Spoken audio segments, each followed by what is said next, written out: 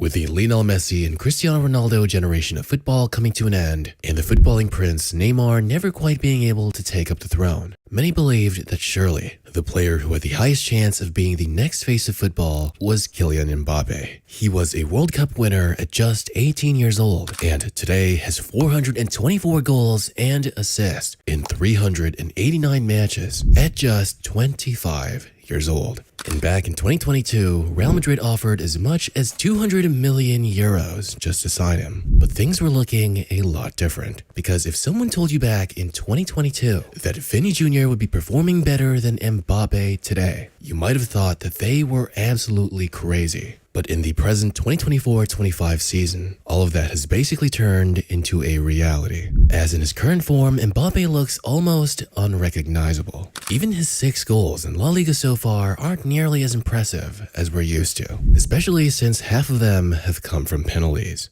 Just recently, we saw Vinny Jr. nearly win the Ballon d'Or, an award that many already thought Mbappe would have won a couple of times by now. Vinny is even outshining him in his current form, with 19 goal contributions in 17 matches to Mbappe's 10 goal contributions in 16 matches. 10 goal contributions in 16 matches for any other player is incredible, but for Kylian Mbappe, he's not just any other player. He's consistently been one of the best players in the world for the last few years, and everyone, his supporters and haters alike, hold him to a higher standard. But his individual production aside, it's undeniable that when you watch him play, there are just times where he doesn't seem like his usual self. Small things like looking lost, moving awkwardly, getting caught offside, or his overall body language. And even more so, especially when you compare his past performances, like just his last season for PSG. Mbappe had the second most goals and assists for the entirety of Europe's top 5 leagues, an insane 58 goal contributions in 48 matches, just a couple shy of beating Harry Kane's 56 goal contributions in 45 matches. And naturally, I know there will be comments about how they played in farmers leagues,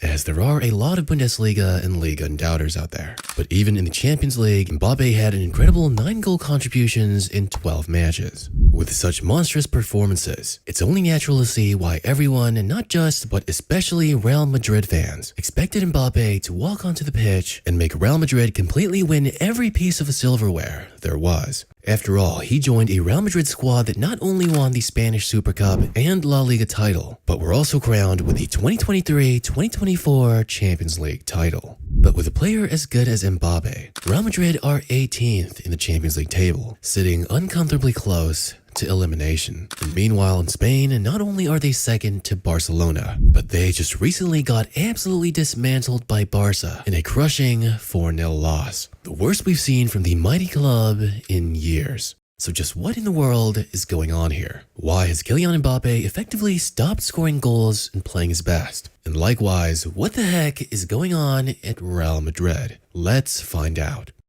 The easiest and most common explanation for all of this can come down to simple adjustment in a new environment. We see it all the time. Players move to new clubs in new leagues, and more often than not, they show signs of initial struggles. And almost always, it takes them a bit of time to adjust and get back to their usual performances. For Mbappe, this certainly is a huge factor, but not as trivial as something like adjusting to new weather, or adjusting from croissants and espresso for breakfast to something like beans or toast or what have you. Because Mbappe is not only adjusting to a new culture and a new country, he's adjusting to a completely new position, on top of a completely different style of play that he's used to. Because Spanish football and Spanish clubs play completely different from French football and French clubs. And I know, adjusting to beans and toast isn't applicable for Mbappe. In Spain, it's more like toast and eggs. But like how all these different changes are stressful for Mbappe, meal planning, grocery store shopping, and cooking for dinner can be pretty stressful. And today's sponsor, HelloFresh, completely understands. With HelloFresh, you can skip the meal planning and grocery store runs, with delicious and nutritious meals delivered straight to your door. So getting dinner on the table is easier and faster than ever. HelloFresh's easy-to-follow recipes include pre-portioned ingredients delivered fresh. Just choose your delivery day, open your box, and get to cooking. HelloFresh makes it easy to create restaurant-quality meals at home without the high restaurant prices. And with a changing menu of over 100 meal combinations to choose from each week. With HelloFresh, you can always find something that you and the whole family will love. And their recipes truly are incredibly delicious. Their onion crunch chicken is better than any chicken I've ever tried from the supermarket. And their pork and cabbage stir fry is just so so packed with flavor. And I love how they're well portioned to help you eat better. And you can get up to 20 meals for free and free shipping on your first order at HelloFresh.ca with code RAYMAR20. Offers across 6 boxes for new subscribers only. That's 20 free meals at HelloFresh.ca with code RAYMAR20. Or visit the link in the description below. Thanks to HelloFresh for sponsoring this video.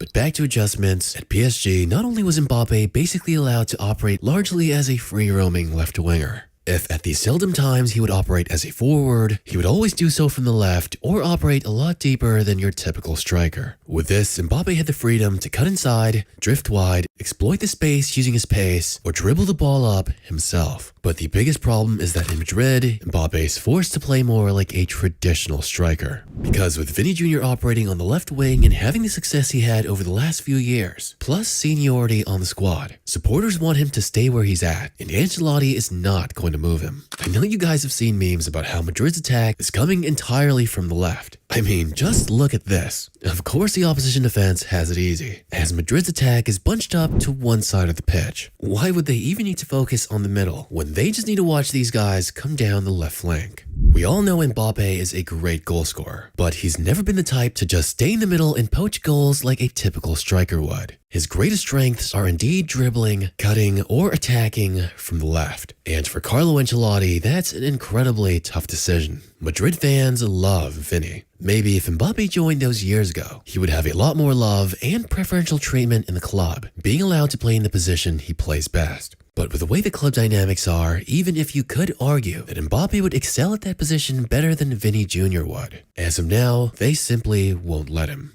Personally, I think they both have their strengths from attacking down the left, but if you break it down to just goal-scoring efficiency, I might have to give Mbappe the edge. That being said, however, before anyone tries to accuse me of being an Mbappe rider and a Vini hater, if you had to choose either player and see who could better adjust to being a striker, I'm sure many managers would rather have Mbappe try to play as a striker than having Vini try to do the same. Vini on the left and Mbappe on top would just be a much better fit than Mbappe as a left winger and Vini as a striker. But even though it is the better option to play, it doesn't mean it's a great option. And naturally, when you have Mbappe operating like that, it's not surprising how often he's been getting called offsides, because that's probably one of the biggest criticisms of his play so far in Madrid. Like that goal he initially scored against Barca would have been a game changer, and definitely would have set a tone for the rest of the match. But instead, it was offsides, and Madrid just seemed to lose all morale, as they proceeded to get absolutely demolished by Barca. But the reason he gets caught offside so often is, again, Mbappe is just so used to coming in from the left a lot deeper, and starting his runs a lot more differently,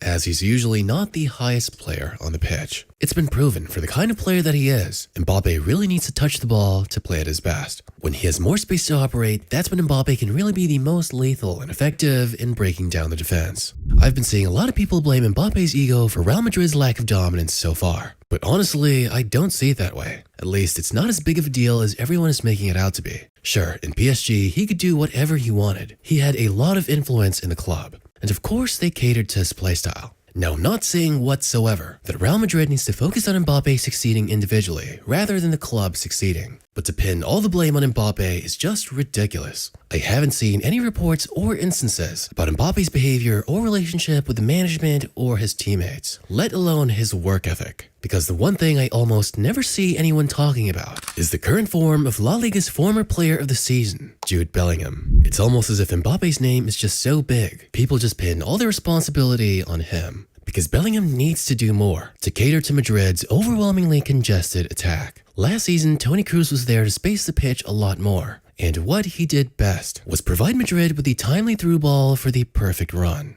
I'm sure if he was there today, Mbappe at the very least wouldn't be caught offside so often. However, he's gone, so Jude really needs to step up on the midfield and find a way to space things more evenly for Vini, Mbappe, and Rodrigo. Real Madrid's current issues aren't caused so much by Mbappe's personal struggles, but in my opinion is mainly due to a lack of playmaking creativity. But I know a lot of people will still pin the blame on Mbappe. But think about it this way. Considering his new position and style of play that he has to adapt with, there's also the added psychological pressure to succeed. We all know Madrid fans can be some of the most critical to their players. To put it simply, they're hard to impress. But for a club as prestigious as Madrid, it's only expected. And Mbappe, of all people, knows this very well. Especially with the transfer drama that happened a few years back, it's as high as it could possibly be. Mbappe is one of the most anticipated signings in Real Madrid's history, and fans are expecting him not just to perform good, but to be elite. Playing for Real Madrid also involves a lot of scrutiny from fans, media, pundits, and even creators. Any mistake or dip in form is magnified and blown out of proportion. And the last thing that Real Madrid needs is Mbappe losing some confidence. And the last thing that Real Madrid needs is erosion in Mbappe's confidence. And the only way to help Mbappe, and more so the club, to do the best it can to utilize all their incredible attacking talent is to really add some more creativity to the midfield. Personally, I believe the only player Real Madrid has now that can really shake things up and help unlock their attack is a guy like Arda Güler. With such a left flank heavy squad, Arda would be perfect to drop on the right side. It would not only create more chances, but it would also add a lot more space on the pitch. Carlo Ancelotti, however, has been reluctant to trust the youngsters. But with Toni Kroos gone, Modric getting older, Bellingham not being in his best form, and Camavinga and Valverde really never having been long-distance playmakers, Madrid needs to make changes to improve. Because the way things are going, despite Mbappe's pretty decent performances, all things considered in his new role and position, people will just continue to blindly blame him. Sure, Mbappe has had a poor reputation for his attitude in the French national team, or perhaps having too much influence at PSG, but so far his time in Madrid has been drama-free. The Real Madrid squad as a whole needs to consider its style and the lineups they will use if they really want to have Vinny and Mbappe both simultaneously produce at their best levels. Plus, let's not forget that Real Madrid's defense is also very, very injured, with Carvajal being especially crucial in the counter-attack and transition, both possibly being out until the summer of 2025. Real Madrid will undoubtedly have a weaker defense, and will get scored on a lot more frequently, so their only option is to outscore their opponents. And they have an attack that's capable of doing just that, but they really, really need to figure out their midfield situation, because if they want to score more goals, they're going to have to help Mbappe to score. Their attack has the potential to be the most frightening in the world, but if you want your goal scorers to succeed, your midfield is going to have to be doing the same.